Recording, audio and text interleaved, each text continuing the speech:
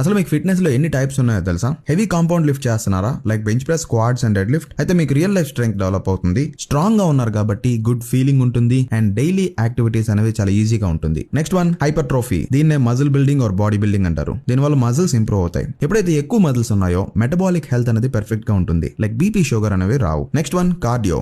Jogging, running, swimming ఇవన్నీ కూడా cardiovascular activities. మన తలక హార్ట్ హెల్త్ ని ఇంప్రూవ్ చేస్తుంది. Blood flow and blood circulation కూడా ఇంప్రూవ్ అవుతుంది. Next one stretching, like yoga. దీనివల్ల మన జాయింట్ హెల్త్ ఇంప్రూవ్ అవుతుంది, ఫ్లెక్సిబిలిటీ ఇంప్రూవ్ అవుతుంది, మజిల్స్ అనేవి తొందరగా రికవరీ అవుతాయి. Last but not least breathing, also known as pranayama. దీనివల్ల బ్లడ్ లో ఆక్సిజన్ కాన్సన్ట్రేషన్ ఇంప్రూవ్ అవుతుంది, ఓవరాల్ హెల్త్ ఇంప్రూవ్ అవుతుంది, వర్కౌట్ నుంచి తొందరగా రికవరీ అవ్వచ్చు. ఫర్ ఎగ్జాంపుల్, మీరు ఓన్లీ కార్డియో చేస్తున్నారు అనుకోండి, మీ heart health and blood circulation improve అవుతుంది, కానీ మజిల్స్ అండ్ స్ట్రెంగ్త్ అనేది డెవలప్ అవ్వదు. ఫర్ ఎగ్జాంపుల్, మీరు ఓన్లీ యోగా చేస్తున్నారు అనుకోండి, మీ జాయింట్ హెల్త్ బాగుంటుంది, ఫ్లెక్సిబిలిటీ ఉంటుంది, కానీ స్ట్రెంగ్త్ అండ్ కార్డియోవాస్కులర్ ఎండ్యూరెన్స్ ఉండదు. ఫర్ ఎగ్జాంపుల్, మీరు రెగ్యులర్ గా జిమ్ వర్కౌట్ చేస్తూ కార్డియో అండ్ స్ట్రెచింగ్ వర్కౌట్స్ ని ఇగ్నోర్ చేస్తే మీకు మజిల్స్ అండ్ స్ట్రెంగ్త్ డెవలప్ అవుతాయి, కానీ కార్డియోవాస్కులర్ ఎండ్యూరెన్స్, జాయింట్ హెల్త్ అనేది ఇంప్రూవ్ అవ్వదు. సో మనం ఫాలో అవ్వాల్సింది balance training plan. Fitness and బాడీకి సంబంధించిన ప్రతి ఆస్పెక్ట్ లో బ్యాలెన్స్ గా ఉండాలి.